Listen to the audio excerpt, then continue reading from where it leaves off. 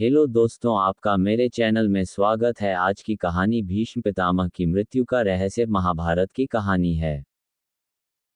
महाभारत युद्ध में कौरव पक्ष के सर्वश्रेष्ठ योद्धा भीष्म ही थे।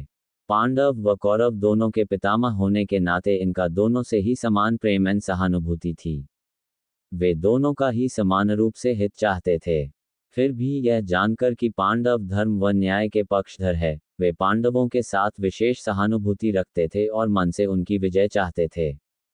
परंतु उन्होंने युद्ध में पांडवों का प्राणपण से जीतने की चेष्टा की। महाभारत युद्ध के 18 दिनों में से 10 दिन तक अकेले भीष्म पितामह ने कौरवों का सेनानायकत्व किया और पांडव सेना के बड़े भाग का संहार कर डाला। वृद्ध होते हुए भी युद्ध में उन्होंने ऐसा अद्भुत पराक्रम दिखाया कि 2 बार स्वयं भगवान श्री कृष्ण को अर्जुन की रक्षा के लिए शस्त्र न उठाने की प्रतिज्ञा करने पर भी भीष्म के मुकाबले में खड़ा होना पड़ा। अंत में पांडवों ने जब देखा कि भीष्म के रहते कौरवों पर विजय पाना कठिन व असंभव है, तब उन्होंने भीष्म पितामह के पास जाकर उनकी मृत्यु का उपाय पूछने का निश्चय किया। धर्मराज युधिष्ठिर ने पितामह भीष्म के पास जाकर कहा, हे पितामह, आपकी दृष्टि में तो कौरव पांडव बराबर है, परंतु फिर भी आप कौरव सेना में मिल गए, जिन कौरवों के 100 भाई हैं। हम केवल 5 हैं, फिर भी आप कौरवों की तरफ से युद्ध करते हुए हमारी सेना का विनाश कर रहे हैं। अतः कृपा कर आप हमें विजय का मार्ग बताइए।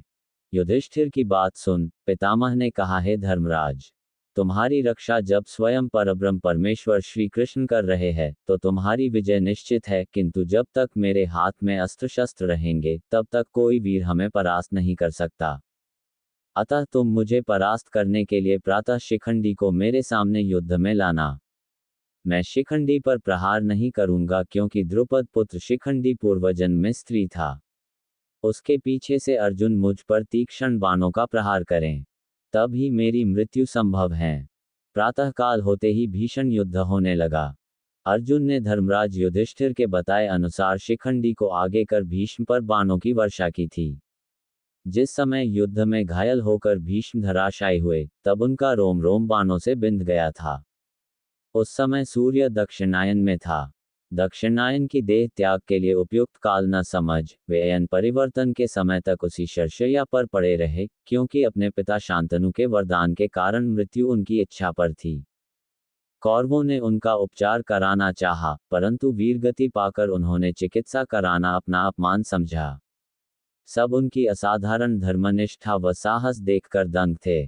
भीष्म पितामह ने कुछ दिन बाद की अन्न जल का त्याग कर दिया और फिर जितने दिन वे जीवित रहे, बाणों की मर्मातक पीड़ा के साथ साथ भूख व प्यास की असहनीय वेदना भी सहन करते रहे।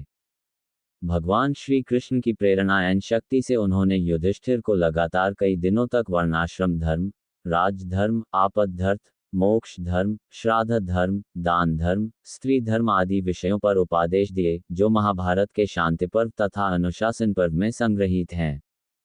साक्षात धर्म के अंश से उत्पन्न हुए तथा धर्म की प्रत्यक्ष मूर्ति महाराज युधिष्ठिर की धर्म विषयक शंकाओं का निवारण करना भीष्म पितामह का ही काम था। उनका उपदेश सुनने के लिए व्यास आदि महर्षि भी पधारे थे। उनकी अटूट भक्ति का ही फल था, जो अंत समय में भगवान श्री कृष्ण ने उन्हें साक्षात दर्शन देकर कृतार्थ किया।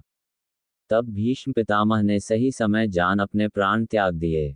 ऐसी ही धार्मिक कहानियों के लिए मेरे चैनल को सब्सक्राइब करें और लाइक शेयर करें। राधे राधे।